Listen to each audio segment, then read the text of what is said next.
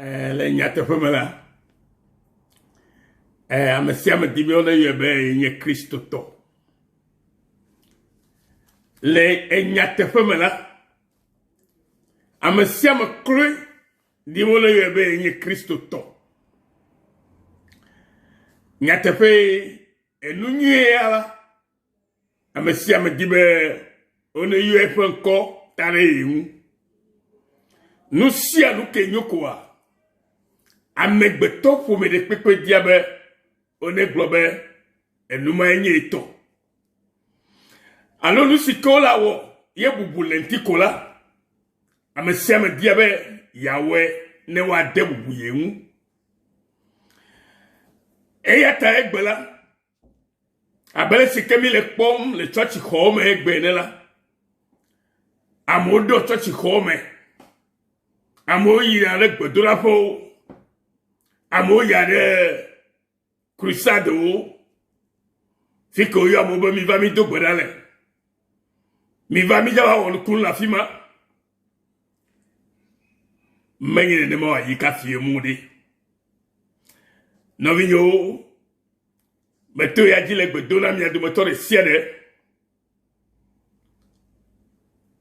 bena aƒetɔ ƒe gbɔgbɔ na akpe ɖe miawo katã ŋuti ale be nu gɔme ɖeɖe siawo la miate ŋu ase gɔme ale be mianya nu si ke wɔ mi le tututu alo mianya be nyateƒe miaƒe kristotɔ nyenye la ele teƒe alo mele teƒe ma hã ele be ŋgbe nyui ɖe mawo do ɖe miaƒe agbe ŋu hafi kɔmi da ɖe agbenyigba ya dzi tsɔ to miaƒe dzilawo dziwo dzi be etaɖodzinu ke mawo ɖo ɖe agbenti na ame sia ame tɔxɛtɔxɛ la ne nakpɔ me vava vɔ egbe la ne mi le nuwo kpɔm la togbɔ be ame geɖewo di be wole yɔ be kristotɔ alo ame geɖewo wole gbɔgblɔ be yewonye kristotɔ la vɔ ne mi le nuwo kpɔm la fifi nuwo gale nyamanyama do ɖe dzi ya fifi gbegble le xixia me yɔ me ya nenye be le nyateƒe me ne nyateƒe ya amegbetɔ le dzime trɔm le nyateƒe me la ke enuawo la nyo wola nyo ɖe dzie elabe mawo fofo la nɔ ame sia me eye ame sia me kloe la ele aʋli dzɔdzɔnyenye ta vɔ gbe ɖe mikpɔ be lɔlɔ̃tɔ hã megale anyi nɔm o elabe ame geɖewo la wotsri mawu ame geɖewo la wogbe mawu ke nye woƒe agbe le wo me la wogbe ɖe xixe me nuwo ta ɖe xixe ya me ƒe nuwo ɖeɖe ta ko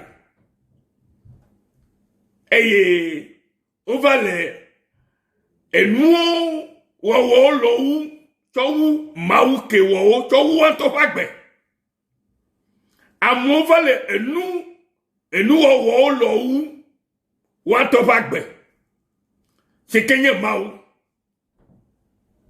eye na be lɔlɔ bubum eye na be nuwo gale sesẽ ɖe dzi le xixe agbe xixea me gbe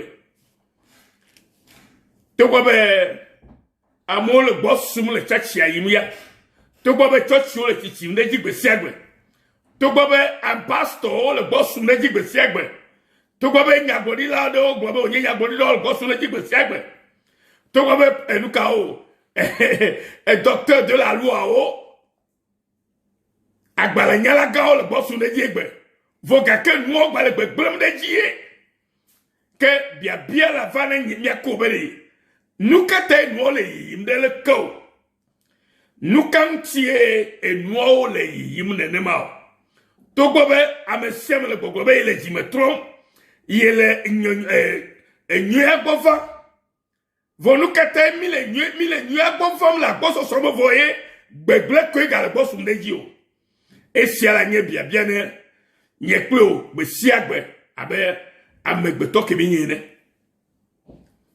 no vile loto Kristo to nyenye gomedi no ba enye Kristo to gomedi maha amesike nye Kristo to la yenya mesike ho nyatefe nyalaji se amesike nye Kristo to la ye ho Kristo fe nyatefe nyaji se sike gomenye bena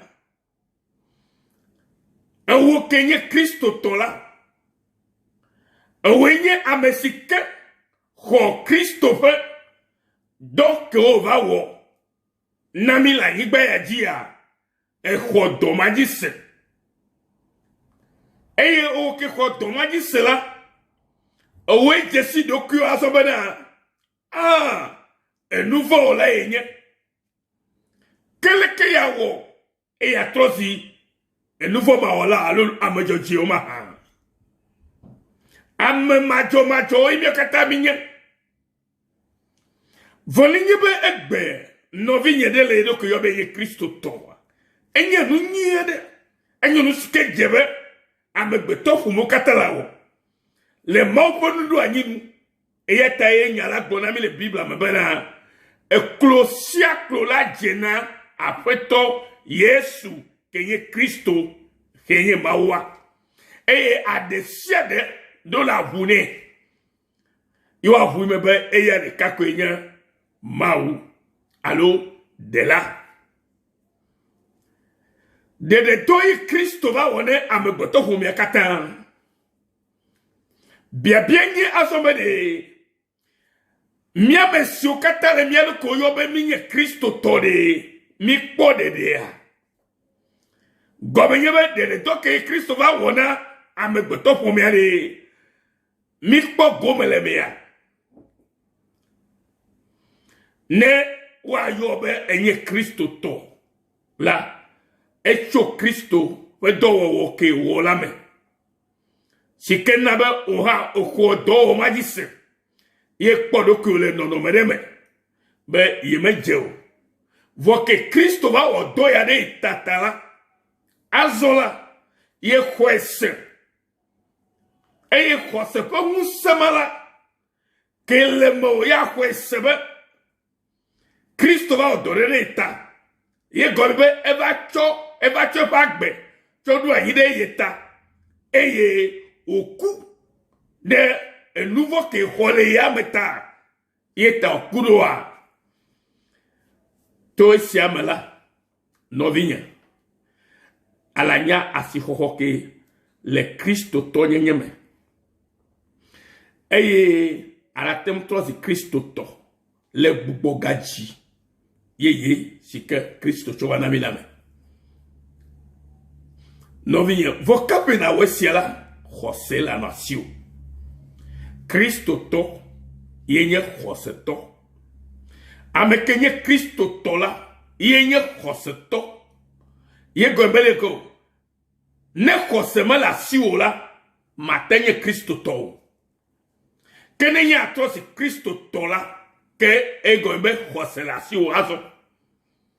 Egombe José ameye e jueji selebe Yesua yenye Kristo la eye Yesu Kristo a yenye mau ke va chopagbe chodo ayide nye puta eye ta ye tole ula José le sibe ya kwakbe José le sibe eye kenye maula ate wonu kata le fe agbezame eye wano leke tutu odibo wanodo eye tano vinye Kristo to me yobe Kristo to nenyebe nyatefe ne constellation de Kristo hodo keji wo ye ohogbo gaji vala la etrozi Kristo to le jose que la ciota eye ta ene etrozi jose to voa kenye Kristo to la enu sialuske na wazola oyebe enu joje Eva me leke mi gogo be khoseto ye wa nu joje. Khoseto ye wa nu joje. Khoseto e vle a joje nyeta. Khoseto gbo anya sikele tefe.